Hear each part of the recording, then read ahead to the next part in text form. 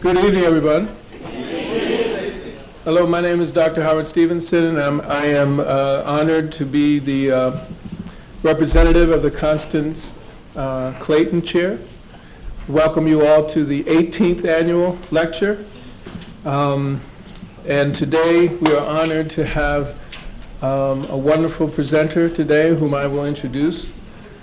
What I'd like to do first is to give a little intro update on who Dr. Clayton is. Most of it is in your program. I would just add a few things. I will tell you a little bit about some of the work in representing Dr. Clayton's legacy that her chair has helped us in our research in a center we're calling the Racial Empowerment Collaborative. And then I will introduce our speaker for tonight. First, let me say that you all know, many of you know Dr. Clayton's legacy that is written in the program, and I'll leave you to it to read. What I would like to add to that is it's been a joy and a blessing to have spent since our last lecture, the time hearing her stories and talking to her about her legacy face to face. When I first received the chair, I had not officially met Dr. Clayton.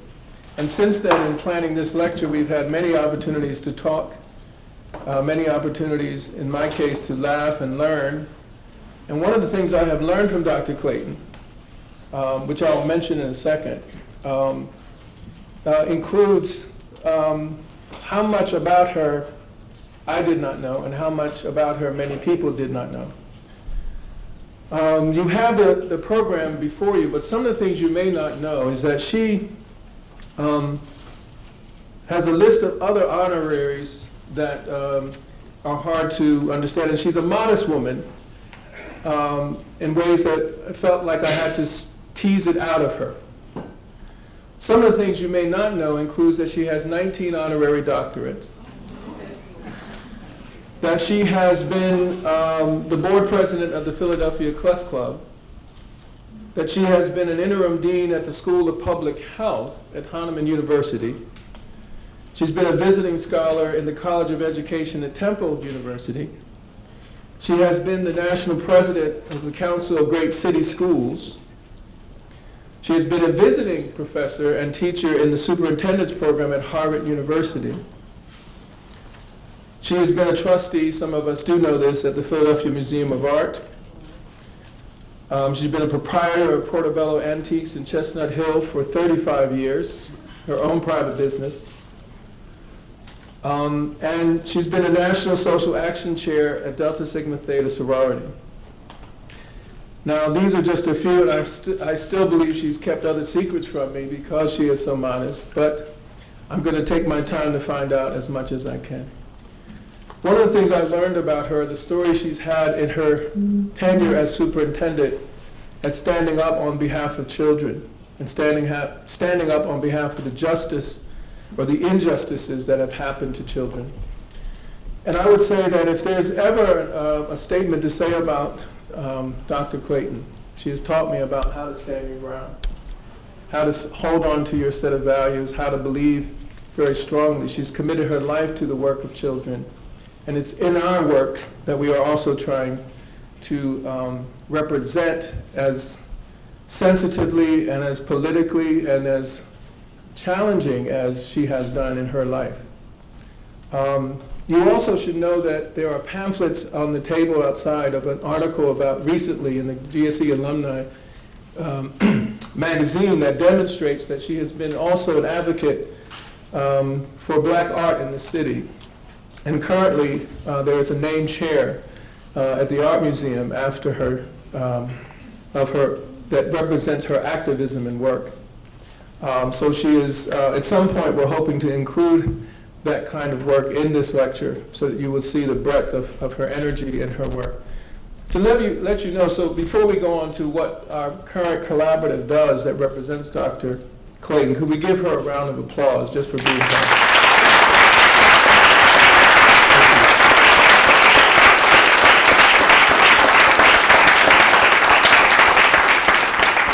And begging Dr. Clayton to let me interview her on tape so that we can both have fun, because I've been laughing at the stories she's told me for the last year. The Racial Empowerment Collaborative is an entity that we've begun in the last 2 years that represents work around racial literacy. In some of that work, we have decided that we're going to focus on several themes. One is, to what degree can we, as a development and training center that focuses on research, bring together community leaders, researchers, authority figures, families, and youth to study and promote racial literacy and health in schools and neighborhoods? What is racial literacy? In a nutshell, it means, how can we teach young people and adults the ability to read, to recast, and resolve racially stressful encounters? And our focus is on less than 2 minutes. Given the racial unrest in this country, many of our views about race are ideological, and in many respects we have learned that we're not so sure how much our beliefs about racial and social justice translates to what we're going to do if we only have a minute or two to make a decision and do justice and be just in relationships to people who are different from us. So our themes include, how do we recast the racial narratives that dehumanize young and older folks in our society? How do we recognize that racial humanity is still the core of our services, whether they're educational, or should be the core of our services, whether educational, justice, or health? To what degree can we connect history to these events? To what degree can we identify, recover racial health, and record these transformations? In some respects, these three ideas of humanity, history, and health are the themes of the Racial Empowerment Collaborative. There's several projects, real briefly, I'll go through. Embrace, Play, Reflections, which is now called Pearls, Shape Up, and a teaching professional development program. Currently, the Embrace program, which stands for Engaging, Managing, and Bonding Through Race, is a program where we've taken families or recruiting families to teach them how to talk to their children about race and to manage the stress of such an endeavor. Dr. Brianna Anderson, who is one of the postdoc fellows, is in charge of that project, and we've been receiving quite a bit of requests over the years. You can see the number of people that we've been talking to and connecting to and trying to build this intervention project. The Pearls Project, formerly known as Reflections, is an attempt to take a magazine focus, like many of us have seen highlights in a lot of doctors and dentist offices, for the focus on children's understanding of racial literacy, and teaching teachers how to deliver this information is as part of the project. So what Dr.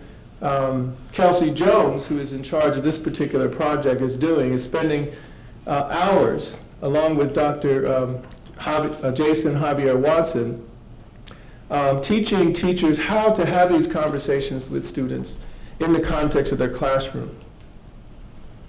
The Shape Up project is a project where we've been using barbers as health educators, and in the process have targeted and have worked with 678 African American men between the ages of 18 to 24 years of age.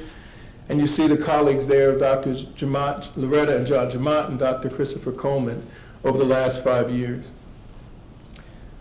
Probably our largest program, and involves getting to the most number of educators, administrators, and residential advisors, is the work of Dr. Jason Javier Watson and Kelsey Jones in teaching racial literacy to educators, where our goal is to help them navigate racial conflicts in the classroom. We've spent time doing this work in a variety of places around the city and also around the country, and even currently, given the climate in this country, we're receiving requests every day. Finally, if you're interested in knowing more about this, we alert you to www.recastingrace.com, and you'll learn more about the work that we're doing. And again, this is our sort of legacy in trying to represent the work that the life of Dr. Connie Clayton has been doing for years.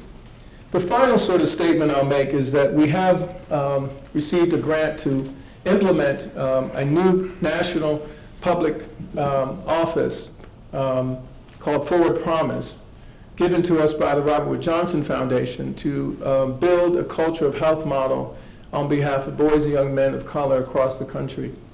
Our goal is to hopefully set up that national office in January, for the next 4 years.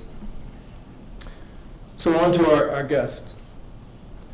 I'm delighted to introduce to some of you, and not to others, our dean, Pam Grossman, who Dr. Clayton was very excited, along with myself, that she agreed to give the 18th annual lecture. Dr. Grossman joined Penn as the Dean of the Graduate School of Education in January of 2015. A distinguished scholar, she came to us from Stanford University School of Education, where she was the Nomalini Olivier Professor of Education. At Stanford, she's known for founding and leading the Center to Support Excellence in Teaching, and established the Hollyhock Fellowship for Early Career Teachers in Underserved Schools. Before joining Stanford, she was the Boeing Professor of Teacher Education at the University of Washington. Dr. Grossman serves on the boards of some of the nation's foremost organizations for promoting rigorous educational research and teacher excellence. She was elected to the National Academy of Education in 2009 and currently sits on the Academy's Board of Directors. You can read the rest of her bio, but I would just like to say that since I've been here in the 26 years, I have not had the same experience with all of our leaders, and all of them have special skills.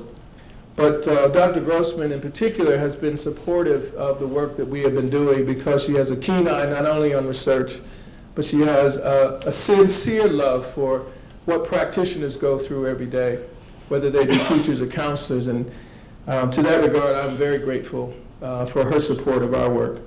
So I introduce and are very delighted to have Dr. Pam Grossman give us her talk on powerful partnerships working together for educational opportunity. Thank you.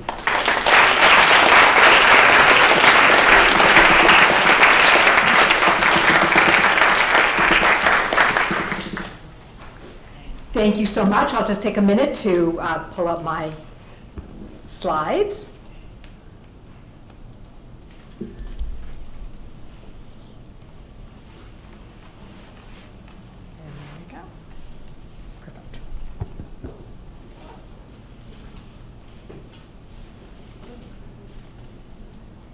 Always that moment where you're wondering, will they show up?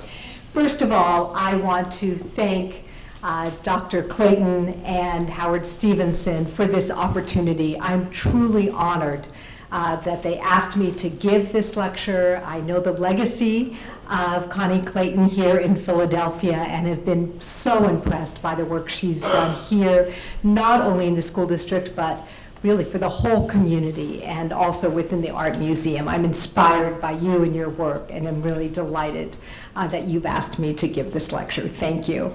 And I'm delighted to have Howard as a colleague. As he said, I so support the work that he and his group are doing. I think it's critical work, particularly at this particular time. So thank you for all you do, and thank you for inviting me to give this lecture. So as you can see, my talk this afternoon is about the power of partnerships in working for educational opportunity. As I've said often, Americans are really overly fond of the myth of the rugged individual who by him or herself can overcome all obstacles and achieve miracles. You've seen the movie, Stand and Deliver, Stand By Me, Lean on Me, where, again, a single individual achieves a complete turnaround of schools. There's a reason it's a film. In reality, it's not so simple. Given the complexity of our education system, given the increasing number of children who live in poverty, it takes many people to achieve the kind of results that we're looking for our young people. No individual, no matter how powerful, can surmount the kinds of obstacles that children face on their own. For that to achieve anything lasting, enduring, or powerful, we must work with others. So my talk today is about the kind of partnerships and the ingredients of partnerships that have that kind of impact. So I'll be talking today about some of the characteristics and ingredients that make partnerships work. I have been working in university school partnerships for more years than I want to count, ever since I was an assistant professor at the University of Washington. In fact, I walked into my job as an assistant professor as the director of the new teacher education program that was going to be run through a professional development school. Somebody forgot to give me the memo that you don't do that as an assistant professor. So I've worked with a lot of different partnerships in my time. And we've encountered some spectacularly successful partnerships and some spectacular failures. So partnerships aren't easy. I think one of the things that I want to focus on today is what makes partnerships work. What are the characteristics, ingredients that you need to have the kind of powerful partnerships that will make a difference? So here you begin to see some of the ingredients that I think are critical. I've been mulling over whether or not to use the metaphor of marriage to illustrate some of these things, because marriage, after all, is a powerful partnership. But my husband is in the audience, so I've decided I might avoid that, or he might want to chime in. But I want to think through what some of the characteristics are that make for really powerful partnerships that enable children to have the educational opportunities that allow them to achieve their potential. First of all, partnerships require that the partners believe that actually we're smarter together, that any group of people working together is going to have a better idea collectively than any one individual would have by his or herself. What you see up here, the quotation by Hannah Arendt, was actually the motto of our center at Stanford. For excellence, the presence of others is always required.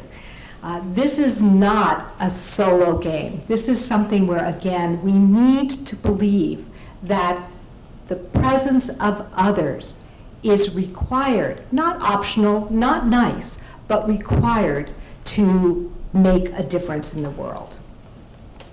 This isn't always easy. We want to believe, and we often act as if our ideas are the best ideas.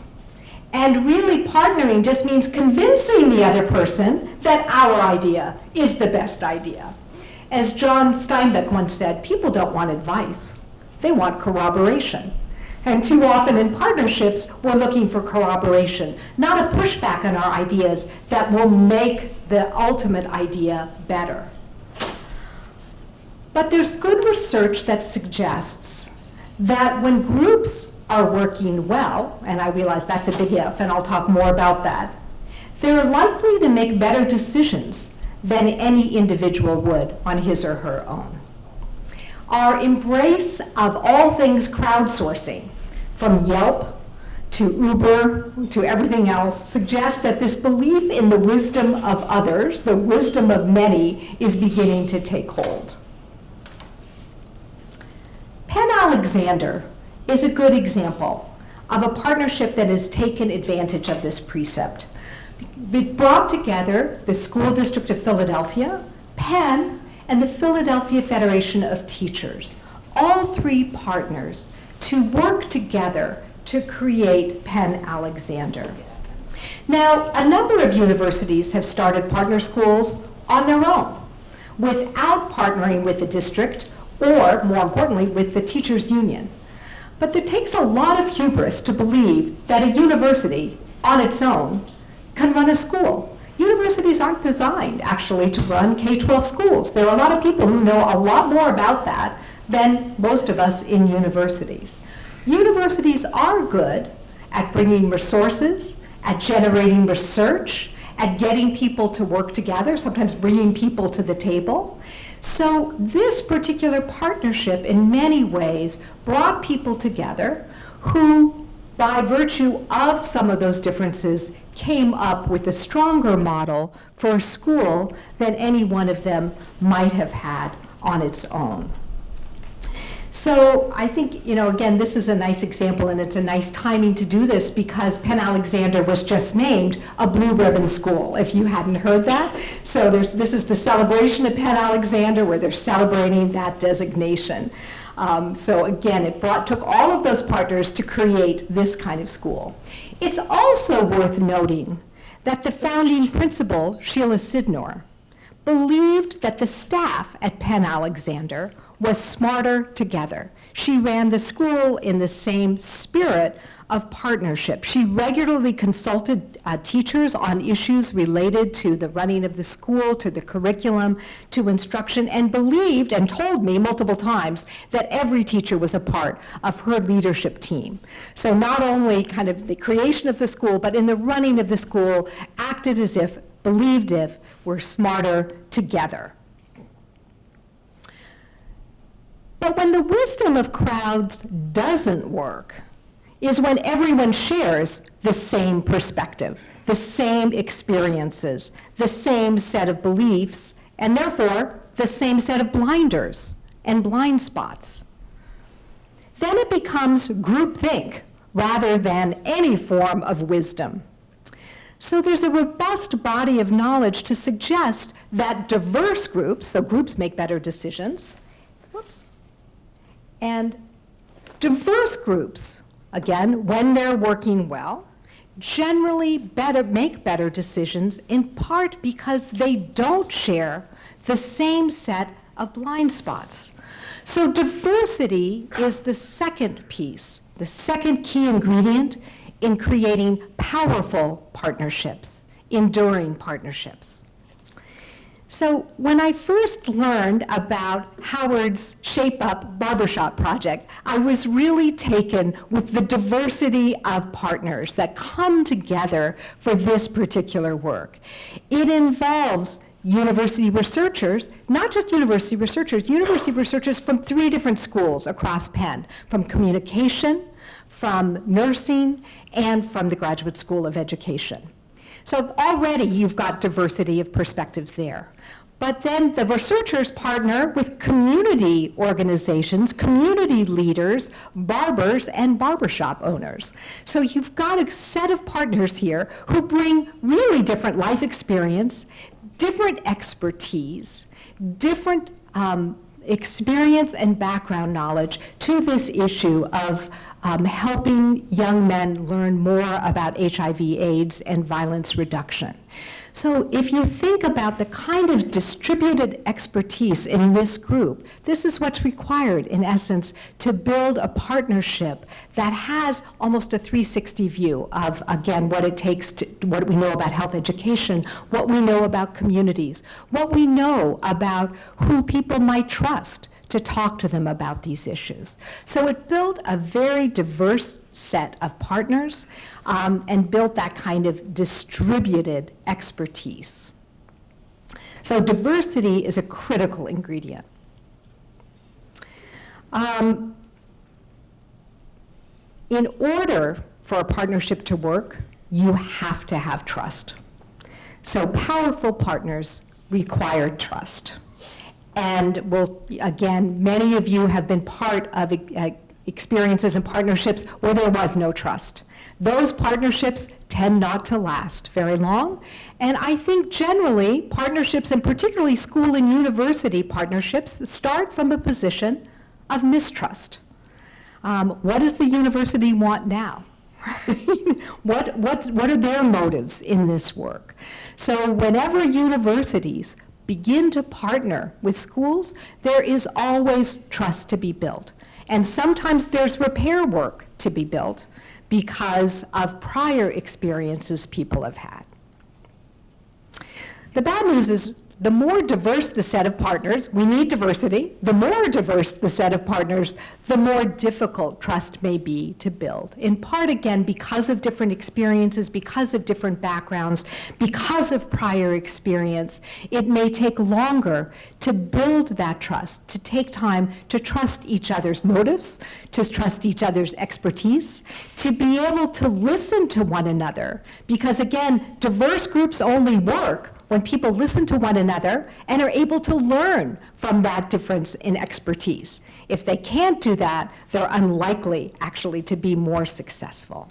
So trust is a critical ingredient in building a powerful and enduring partnership.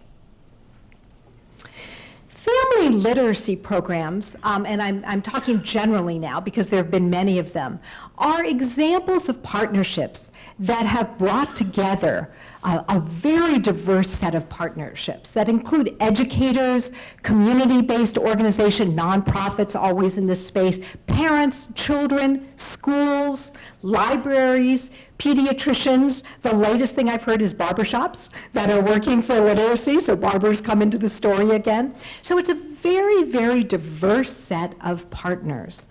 And our colleague, Vivian Gadsden, early on in 2002, talked about the challenge in these partnerships around the issue of trust. She said research related to both of these positions, this is in family literacy programs, suggests that the ability of programs to foster the development of literacy in many homes may be constrained by social distance, created as a result of misunderstanding or lack of information between the family and the program. This distance, lack of trust, may be perpetuated by literacy providers who lack knowledge of or fail to pay attention to the cultural beliefs and practices in the home and community, the literacy needs of family members, and the expectations of literacy learning on the part of children and parents. So again, the partnership that brings so much promise, family literacy partnerships, first have to address this problem of trust. How do you overcome that social distance? How do you, again, build the relationships that enable people to listen to one another, to learn from one another, and that's across all of these partners, so that they can actually make progress on the issue of literacy? And if there's anything that's the foundation of educational opportunity, I would say literacy is right there. So I'm going to come back to it several times. So again, how do family literacy partnerships build that kind of trust? Part of what they've done since 2002 is to use more community members as part of this partnership. To not say somebody will parachute into a community to build this kind of partnership, but they will actually find members of the community themselves to communicate with parents. So using community workers to work and bridge some of that distance. So again, one of the reasons I wanted to highlight this is that we've got an education success. This piece of research just came out in the last couple of months from my former colleague Sean Reardon at Stanford, that we have managed to narrow the gap among kindergartners around school readiness. So this is largely a story, I think, of family literacy, of the messages that have gone out, of the kind of work that has been done. So it, again, is beginning to address that issue of educational opportunity by building partnerships that have become really ever more inclusive, that have tried to empower all of the partners to work together towards this goal. So because these partnerships, these diverse partnerships, have to build trust, we need another critical ingredient, which is longevity. And this might be one of the most challenging ingredients of all in our educational environment. Ensuring that, that children learn to read, that children gain educational opportunity requires long-term commitment. But we're a restless nation, particularly when it comes to schools. We're impatient.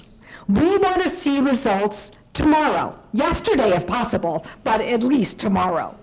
We're always looking for the next silver bullet, whatever the metaphor is, that will solve the problem.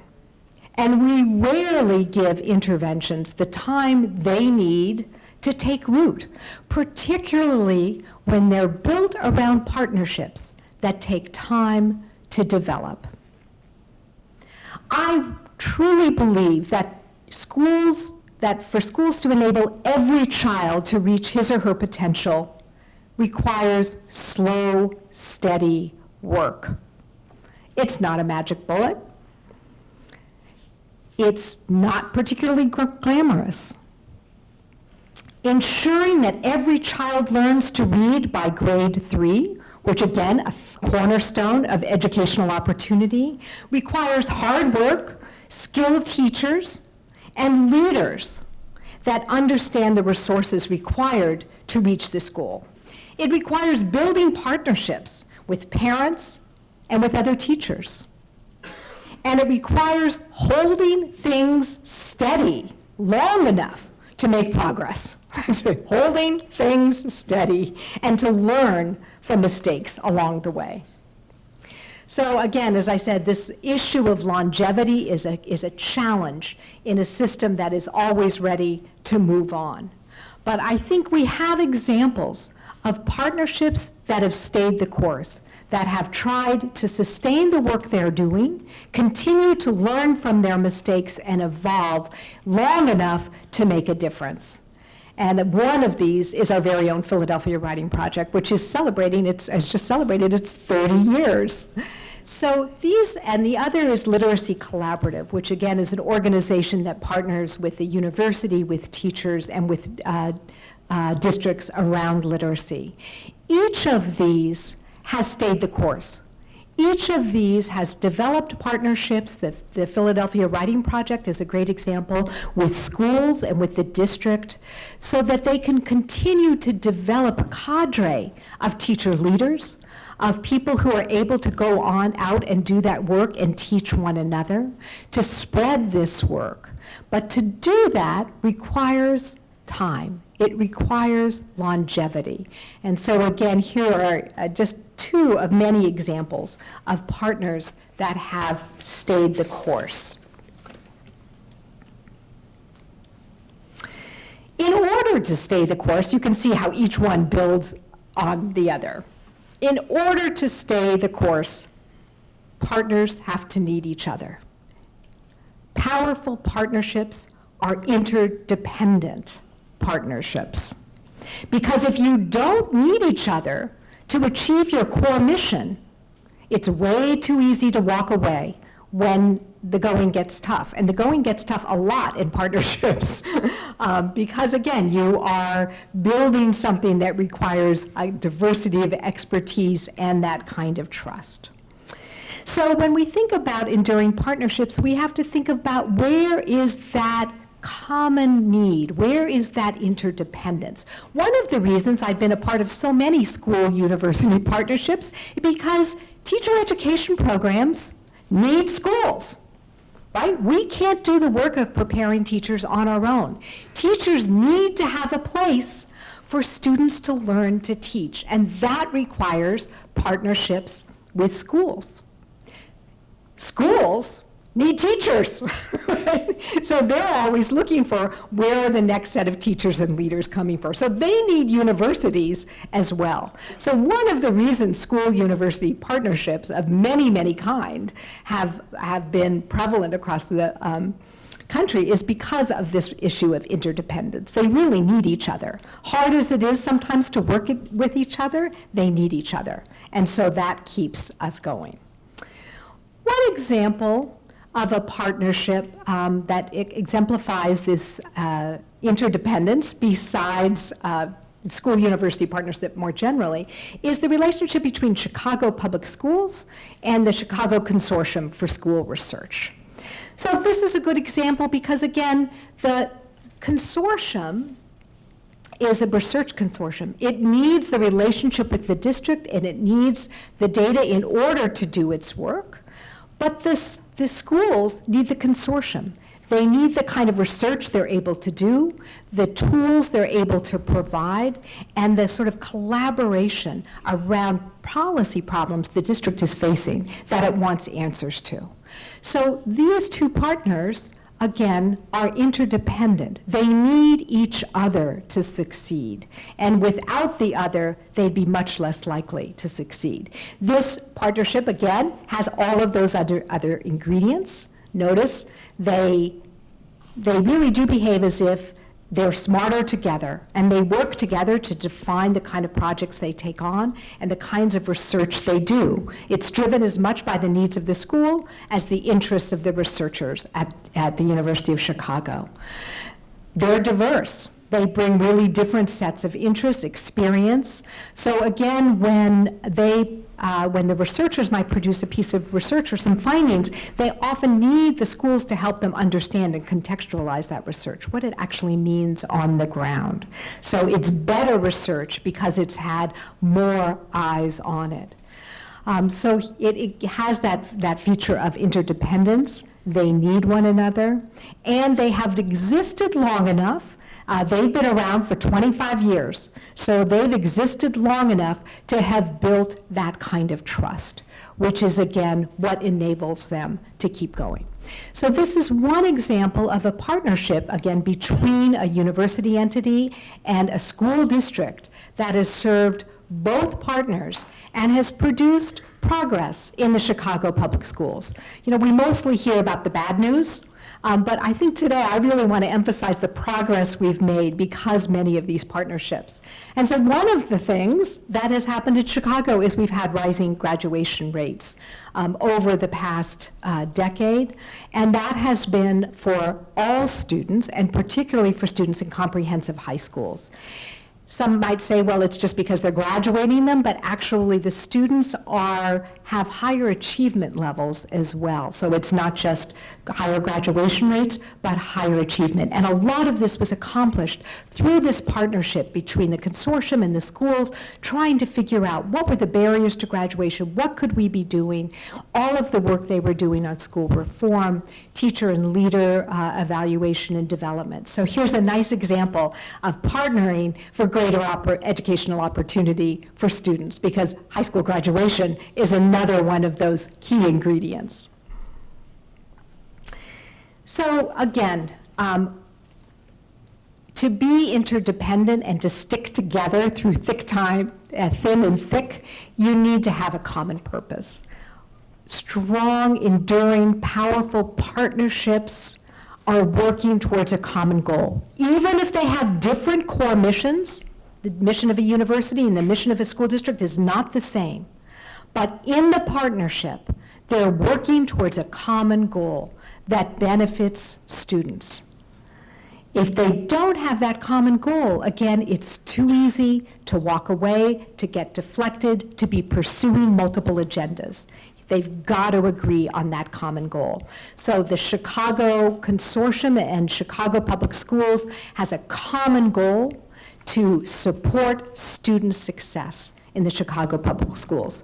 They are both committed to that and to using high-quality research to make that happen. Another example of a partnership that shares that common goal, and many of the ingredients we've talked about, is Say Yes to Education, which has started in Philadelphia and is now in many cities across the country. Say Yes started as a very different kind of partnership between an individual and schools, and has evolved into a really interesting, complex partnership that involves multiple partners. The Say Yes Syracuse is a partnership with the Syracuse University, the school district, the city, the county, the Teachers Association, community-based organizations, and local businesses. All of those diverse partners who are working towards a common goal. And the common goal is to ensure that every student in Syracuse has the ability to reach his or her academic potential. That's the goal. Everybody is harnessed towards that goal. Once again, you've got all the other ingredients in this partnership. This partnership in Syracuse has been there for years. Say Yes is actually about to celebrate, I think it's 30 years as an organization, and I think they've been in Syracuse about over 20. It wasn't easy to gain trust across all of these partners, but they've managed to do it and bring those together. And again, they have been able to identify the interdependence because the health of the city is dependent on the success of its young people. And the businesses, district, city, and county all agreed with that common goal. So we come back to this, and you can tell me, and maybe David can tell me later if this is also true of marriages as it is of educational partnerships. But these are the ingredients that, as you can see, build on one another and ultimately are linked in terms of making that kind of really powerful partnership. You can't just have one of these. You need to have all of these elements in order to create the kind of enduring partnerships that have a chance of creating educational opportunity for students. All the examples suggest the power of people working together to ensure educational opportunity. And the success of other partnerships suggests we can do this. We actually do have proof points. We know we can do this if we can muster the political will, the resources, the time, right, the patience, having patience to let these things play out, and the work for the slow, steady, generally unglamorous work of making sure that every child reaches his or her potential. It means working every day at that partnership to not just build trust, but maintain trust, and to continue to go back and repair that and make sure that the partnership is healthy. And to make sure, again, as a university, I think a lot about what it means to be a trustworthy partner. What does it mean for us to be trustworthy so that we can, again, build that trust on the other end? So those of you who have seen the latest GSE magazine and know some of the things we're betting on, know that partnerships is one of the things that GSE is betting on in our quest for educational opportunity. There are so many people in this room. In some ways, I feel like I'm preaching to the choir here because I see people who have actually led the Philadelphia Writing Project, like Susan Lytle here. I see people like Torch who have worked at partnerships for so long.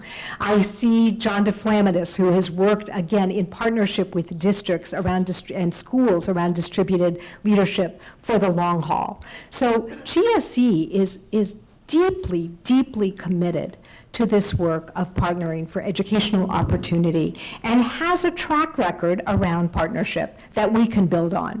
We're also launching some new work that I want to talk about a little bit. So some of you know the shared solutions work that Tanya Wolford and Laura Desimone are partnering on. That is a partnership between the district and GSE to be able to build more understanding of the different schools and to do surveys and help everybody understand what's happening at those schools. Another partnership is with GSE Films, and Ahmed has made films with our students of some of these schools that, again, they can communicate more clearly what's special about those schools. So we're doing just an enormous amount of work right now with the district. The Penn Futures Project is a different kind of partnership that has us partnering with the Schools of Nursing and School of Social Policy and Practice. Again, once again, like the Barbershop Project, we believe that education alone cannot solve the problem. We must partner with the other professions, and particularly the health professions and social policy and practice, in order to really have an impact on children's lives and to create that educational opportunity. Children can't learn when they're hungry. They can't learn when they've been up all night in the ER battling asthma. Those issues have to be attended to if children are really going to have opportunity. So our partnership with Penn Futures brings together nursing, SB2, and education to begin to think, how can we work together, again, to create better opportunities for both young people and their families.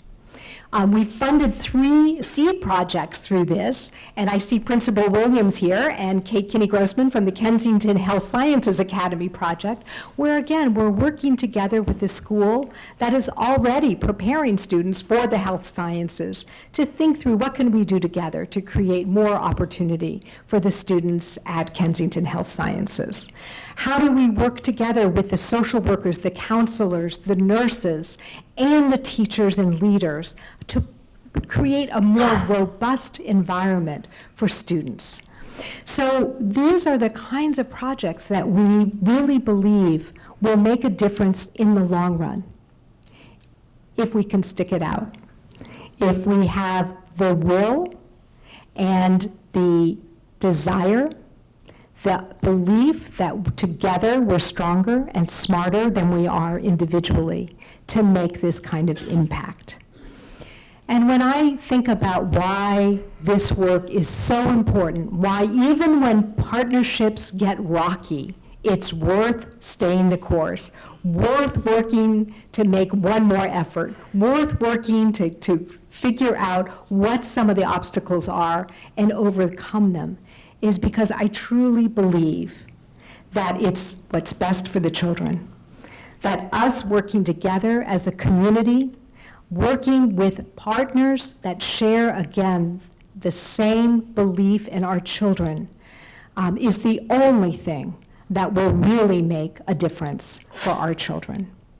So thank you all for coming today, and I hope that we'll have many opportunities to partner together in the future as we move forward.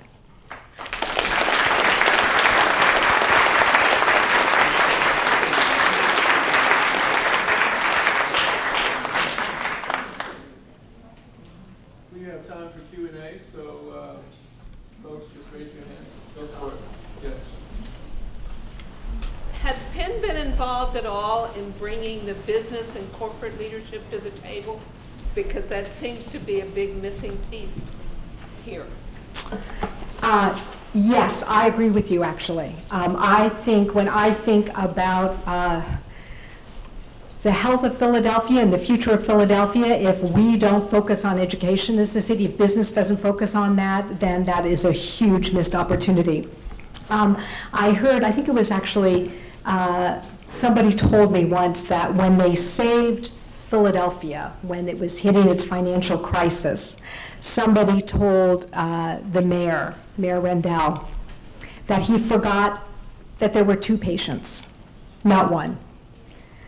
He may have, focused on the city, but there was also the city's schools, and the schools were fundamentally important to this.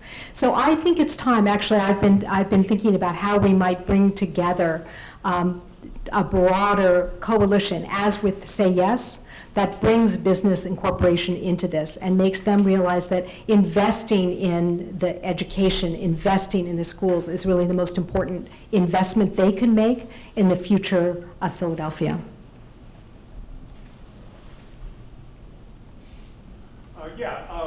Dean Grossman. Last weekend, I was in Madison, Georgia, celebrating my great-grandfather, who was an 1885 graduate of the education program at Morehouse College. And for several decades, a century ago, he was the principal of the separate but unequal school for African Americans in his town. He was the first of 4 generations of educators in my family who struggled to develop an egalitarian empowerment for the students and their families who they served. To what extent do you think this development of an egalitarian empowerment for the participants of these partnerships and for the students is a useful goal, and do you have any thoughts on how to currently best achieve that? I think there's many people in this room who could answer that question, including Howard Stevenson, because of course part of what he's working on is this issue of empowerment. I think this issue of working very much for the empowerment of students, of including students' voices, of creating an environment in which everybody has a say is very much a part of the ethos, both of GSC as a whole, but of many of the projects and partnerships that we've just articulated. Howard, does your group want to add to that? Sure. At the level that we have been in different schools around the country, empowerment is an interesting word because it can be defined in a number of ways. When I was in Chicago, 4 days after Republican primary last November, very diverse, predominantly white high school. Mexican students, and we go sometimes for 2-3 hours and work with young people about how to speak your voice when you feel that you're being racially disrespected. It can be other issues that you're disrespected by, but in this case we're focusing on race. Mexican students came to me in the first hour and just started crying because while they had been prepared for years for sort of traditional stereotypes about their Mexican heritage, they were not prepared for what happened within less than 3 days when young people started to use the rhetoric from the primary to morph new microaggressions, right? And to spew them at them. And young people always do that. It's part of being young people. It's part of being developmentally middle, high school. You use what you can from the world of media to transact identity and fling it on everybody else. Unfortunately, it was oppressive because it included attacks on family members, and they were not prepared. By the second hour, we practiced how do you want to have healthy racial comeback lines to those moments, because you only have a minute or two.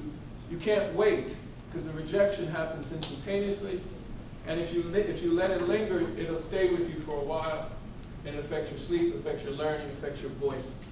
So empowerment for us would be, how can we address those in a smaller period of time? By the last hour, the students were very empowered about, what am I going to say the next time someone comes up to me? So empowerment can be defined a number of ways. I think we focused on, if you only have a minute or two, right, how would you have a response that isn't an underreaction, right, where you diminish yourself and diminish your pain, or an overreaction where you take everybody out and still doesn't reflect what you really think. So that would be your guess. Other questions?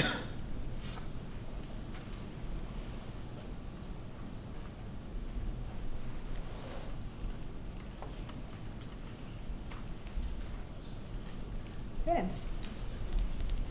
Somebody else who studies partnerships. Differences in power across partners seems to be an important challenge and an issue that is difficult to overcome, especially when the power differences are great, or maybe there's different perspectives of who should hold the power. And that's certainly the case, as you know, when you're talking about universities that are so well resourced in a particular way, and schools in the district which are, which have a different set of resources, but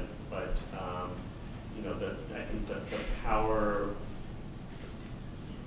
conceptions of power and the way that power plays out can be contentious. And I'm curious to hear from you what are ways that those sorts of power differences can be effectively managed, or how is this a hurdle that can be overcome? I think first is naming it, that those power differences often exist, and they're often forefront in people's minds when they walk into a partnership, and then trying to figure out, how do you manage those?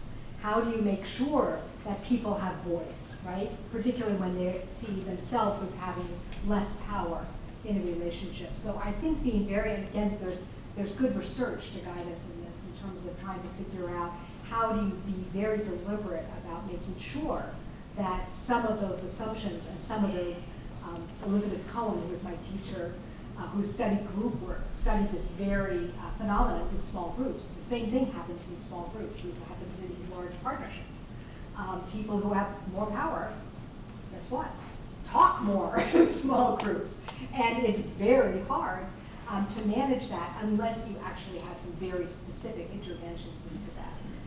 And so I think we do know some ways of that. Again, how do you make sure who gets to talk first, how do you make sure that people are always called out into the conversation, have an opportunity to respond to various things. I think that's something you have to be mindful of going in, and then continue to work on it. That continues to be, I think, one of those challenges that creates some of the difficulties in particularly school university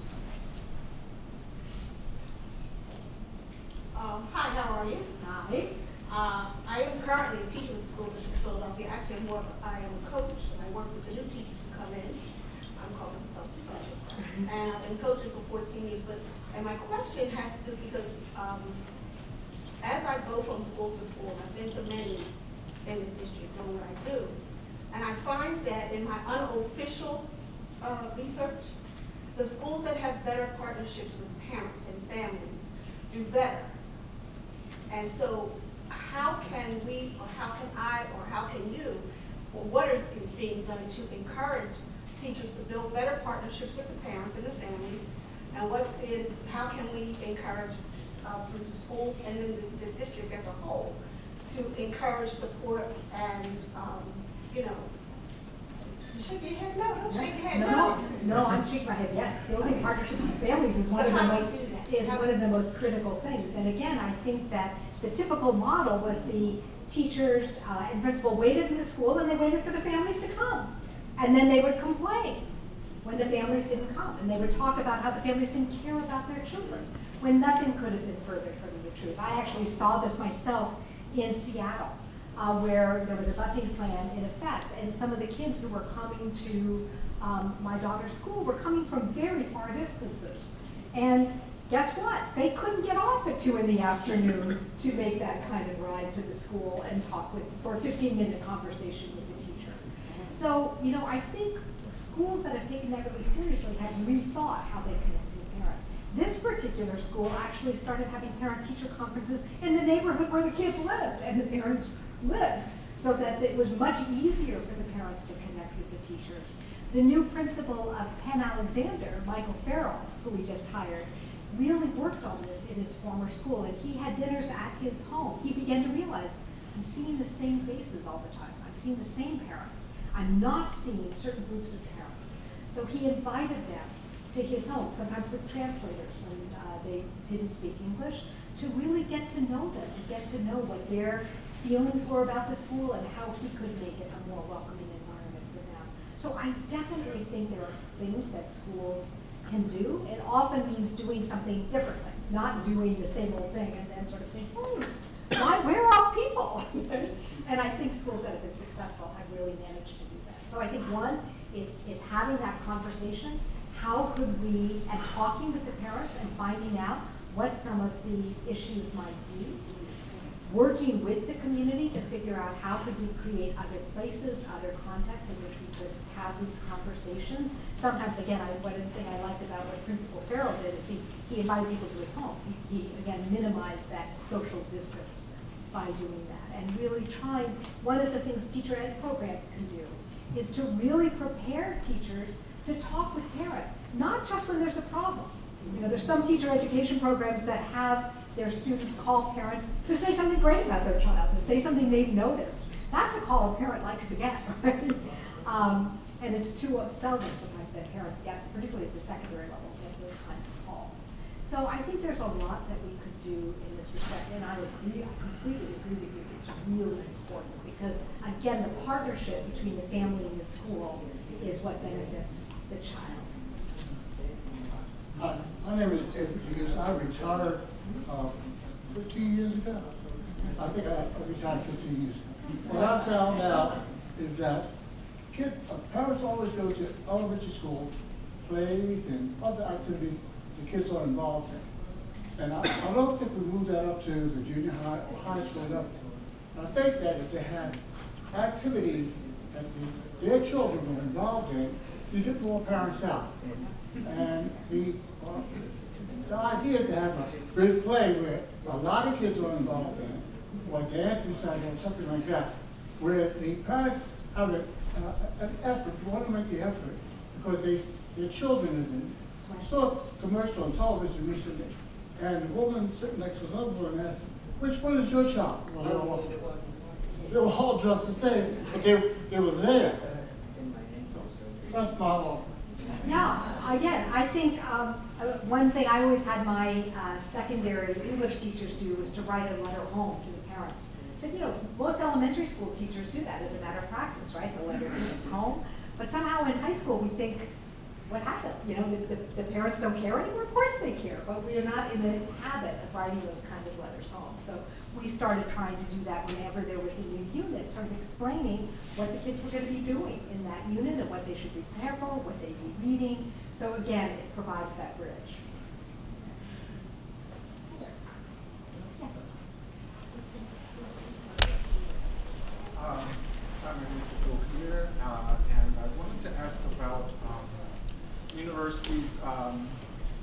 desire or unlikelihood to pay pilots, and given the fact that the university is an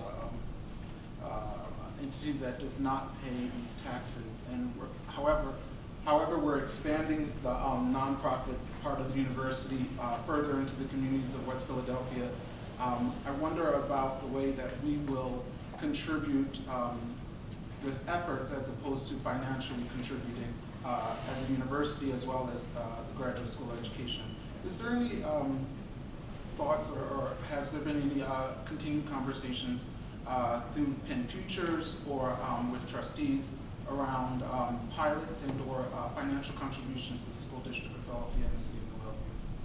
I think one of the things that Penn has been trying to do is to quantify a little bit more what it is already bringing to the community, both through being one of the largest employers in the city, but also through the kinds of work it's doing across the city.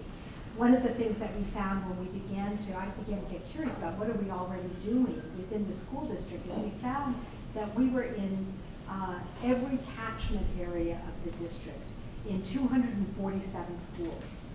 That's a huge number of schools. That's a huge number of people power that were in the schools. Many of those are our student teachers and student counselors who are actually working in those schools and providing additional adult supervision and often counseling and teaching as well.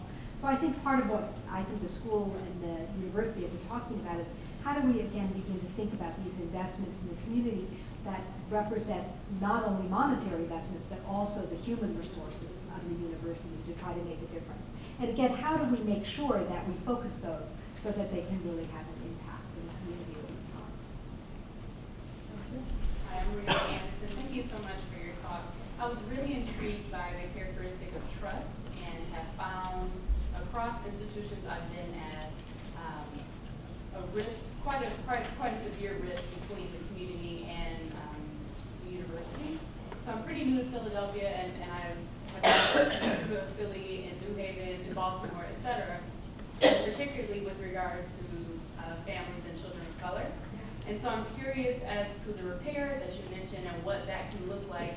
What are ways that community-based organizations or programs within universities can extend the olive branch and can repair some of the pretty severe damage that has been caused by research that has not been equitable? No, I think it is a huge issue, and that's why I said this is something you have to really work at, and you have to assume, I think, that there will be mistrust given the history. One example I can give you, this has more to do with teachers than with students, but when I was a doctoral student studying qualitative methods, our instructor brought in a response to a survey that they had sent out to a school in a local district.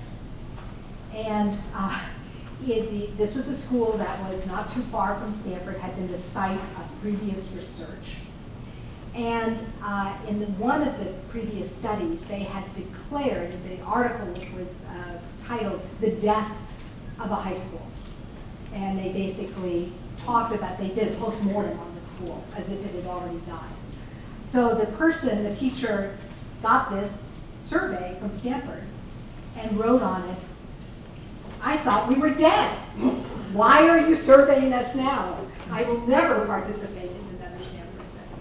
So again, it's not just students, it's also teachers that have felt burned by various things. And one of the things, again, I think we have a responsibility when we prepare researchers is to make them really think about the fact that we are one community. We're all educators. And so when I talk to people about writing up the research, I said, you have to write this as if the person in your study will read it. Because they probably will. You know, they'll be in a graduate program someday, and how will they see them? You might give them a pseudonym. You might say that you've kept their identity confidential, but they will always recognize themselves, right? So how are you, again, preparing for that? So that's an individual, but we've had, again, kind of much broader breakdowns. So I think, again, part of it is acknowledging that those things have happened. I actually ended up working in that same school. And when I first came to the school, the teacher wouldn't let me in the door.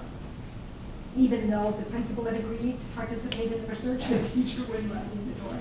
You know, it took a while for us to establish that kind of trust. It helped that we both liked Seamus Heaney's poetry, that was one basis, but it took a long time before he was willing to again sort of let another researcher into his classroom. So, you know, that's why the time piece, the longevity, that's why, again, being mindful that you have to always be building trust, and you always have to be careful of not breaking trust. One more question. Hello, I'm Diane, first-year doctoral student.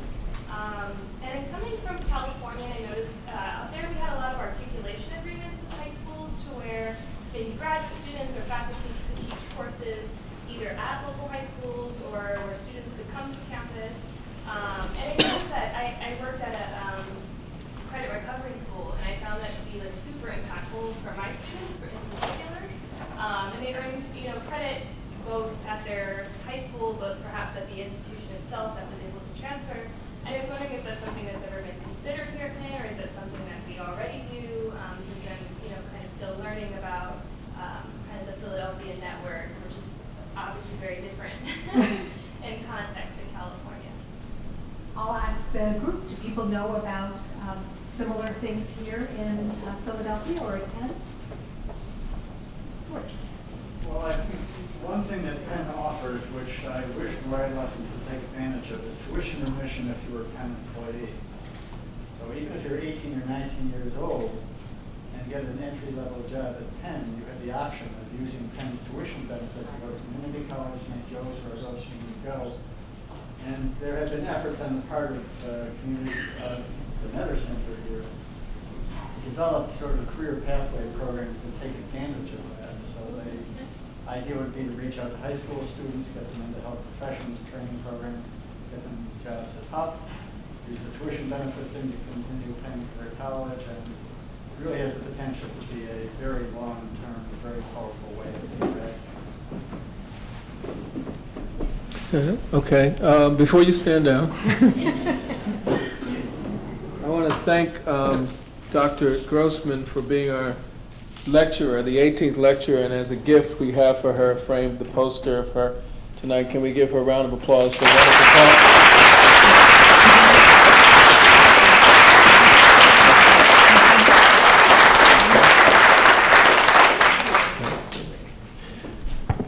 And I just also want to thank other folks before we go to the reception.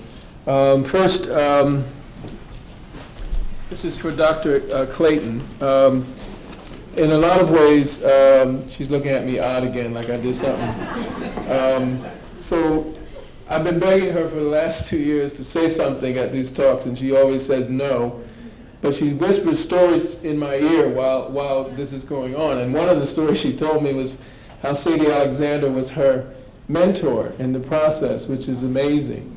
And so I don't feel like there's been a minute of the time that I've spent with Dr. Clayton that has been not educational. She's still teaching in so many ways. But the meaning of this particular chair is powerful, and because it represents the first endowed professorship for an African American woman. But what many people don't know is that it's the rarest of chaired positions in which so many donors have given small amounts of donations to build this chair. Talk about trust, talk about partnership, talk about little people pulling together to represent not only a life of service, but a life of commitment to justice. So it's a first in so many different ways. So this is just, again, to honor her and thank you for all you do.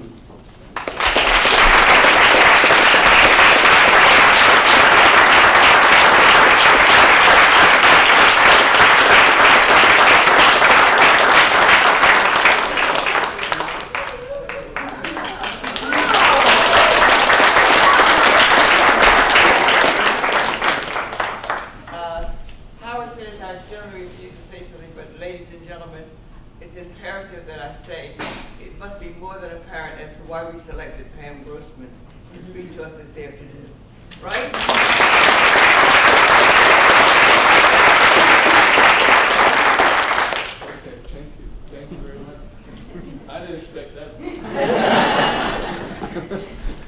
I also acknowledge some good friends, folks who've come, appreciate classes that are here.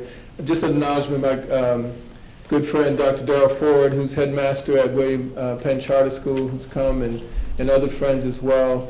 I want you to meet some of my team members. The folks Forward Promise in the back who've helped. This is Eric Estrada, if you could just stand for us. Eric's program manager for Forward Promise. Our new administrative assistant, Danielle Sawek, right next to him. And our rep team, if you could all stand. This is Dr. Rihanna Anderson, postdoc fellow. This is Lloyd Talley, who's a doctoral student. Monique McKinney, right next to him. Dr. Jason Javier Watson. Dr. Kelsey Jones. And Dr. Alicia Gale. So just so you know who the people are in the place. We thank you all for coming. There is a reception in the hallway, so you can get your eat on. And thank you very much for coming. Thank you.